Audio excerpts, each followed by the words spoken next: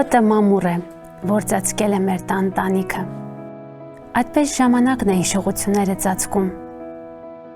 Մեկը շատ պինդ փակել է տան պատուհանները,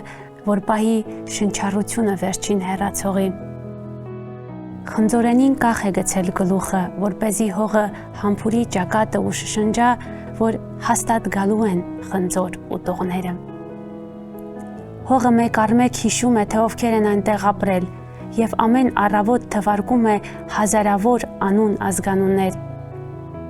Ժամանակի լայն միջանցքով վազում են 30,000 մանկություններ, վազում են ու չեն հասնում մանկությանը։ Տիեզերքը տեղավորվել է մեր բակի ջրափոսում և շաղ է տվել իր ունեցած աստղերը։ Երեխաները մի ժամանակ սիրում էին բռնել աստղերը, հիմա բռնող չկա։ Հեռացած օրերի դեմքին մնացել են տատիս մատնահետքերը, որ թոնրահացի տեղ օրերի տխրությունն են գրտնակում։ Ուզում եմ նորից հիշել ծնկներիս սպիները, որովհետև այն ժամանակ ես մարդ էի, որը լացում էր ցավից, հիմա մարդ եմ, որ չգիտի ինչպես լացել։ Ուզում եմ բարձրանալ մեր տան տանիքը ու հայտարարել, որ գտել եմ աշխարհի ամենաբարձր կետը, որտեղից միայն մենք ենք երևում, ուրիշ ոչինչ։ Սա այն բանաստեղծությունն է, որը գրում եմ առանց աչքերս թարթելու,